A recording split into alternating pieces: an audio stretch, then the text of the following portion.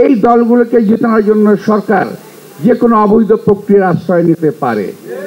যাদেরকে প্রয়োজনীয় মনে করে না তারা আজকে লম্বা লম্বা কথা কিভাবে বলে আমি বুঝতে পারি না। যারা এই বাংলাদেশকেই চায়নি কোনোদিন, তারা বাংলাদেশ শাসনভার চায়। সবাই শুধু ব্যস্ত সংস্কার সংস্কার সংস্কার। আরে ভাই, কি সংস্কার করতেছেন এটাই তো বুঝতে পারলাম না।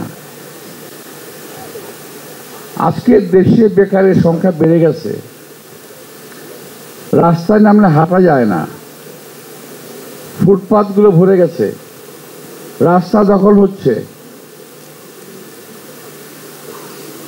এই লোকগুলো কোত্থেকে আসলো হঠাৎ করে? কারণ কোনো কিছু করার নাই গ্রামে শহরে। এরা এখন দোকানপাট বসিয়ে চলছে এবং জনগণের একটা অসুবিধা সৃষ্টি করতেছে। তো এই যে অবস্থাটা হচ্ছে এটা কেন? আপনি খেয়াল করে দেখবেন, যদি গাড়িতে চড়েন কিংবা বাসে চড়েন তাও উপায় নাই, কিছু অতিরিক্ত কি ব্যাটারি চালিত গাড়ি জুড়ে গেছে, উপায় নাই। এরা সমস্ত বেকার অবস্থায় আছে, কি করবে? একটা কাজ তো চাই। সেদিকে বেকার এই দেশে মানুষের সমস্যার সমাধানে এই সরকারের কোনো লক্ষ্য নাই। আছে এইভাবে উলট পালট করে দে মাল উঠে পুটে খাই।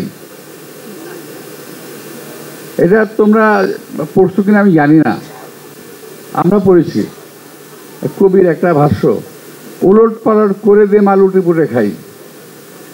এখন দেশটাকে উলট পালট করে দিয়ে একটা শ্রেণী জুড়েছে দেশে নতুন, এই শ্রেণী দেশটাকে লুটে পুটে খাওয়ার চিন্তা ভাবনা করতেছে, দেশটাকে ধ্বংস করার চিন্তা ভাবনা করতেছে।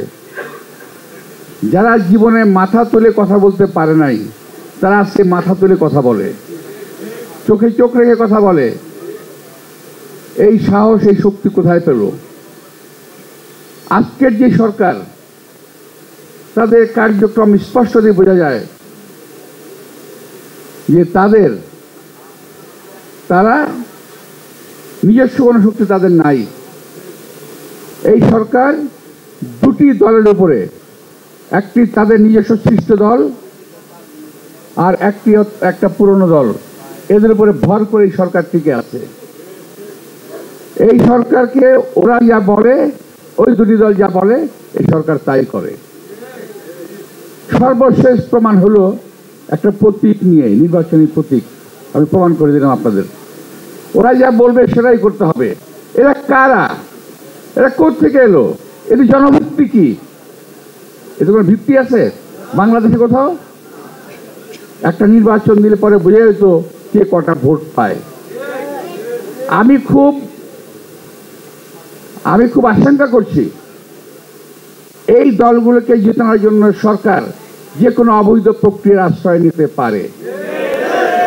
যেটা বিগত সরকার করেছিল, যেটা আওয়ামী লীগ সরকার করেছিল, রাতের ভোট দিনে, দিনের ভোট রাতে, ঠিক না? এই সরকারও সম্ভবত এরকম কোনো কাজ করে ফেলবে। নইলে এই সমস্ত অনাকাঙ্ক্ষিত লোকজন, এই দেশের জনগণ যাদেরকে প্রয়োজনীয় মনে করে না তারা আজকে লম্বা লম্বা কথা কিভাবে বলে আমি বুঝতে পারি না। যারা এই বাংলাদেশকেই চায়নি কোনোদিন, তারা বাংলাদেশ শাসনভার চায়, আমি বুঝি না। যারা ওই সময় পাকিস্তানকে চায় নাই, 1947 সালে তারা পাকিস্তানের বিরোধিতা করেছে, 1971 সালে বাংলাদেশের বিরোধিতা করেছে, 1996 এবং আরো কয়েকটা সময় এই দেশের জনগণের মানুষের স্বার্থের বিরুদ্ধে কথা বলেছে। ওরা আজকে লম্বা লম্বা কথা বলে। আজকে ধর্মের দোহাই দিয়ে দেশটাকে বিভক্ত করার চেষ্টা করছে তারা, যাদেরকে বিভক্ত করার চেষ্টা করেছে তারা।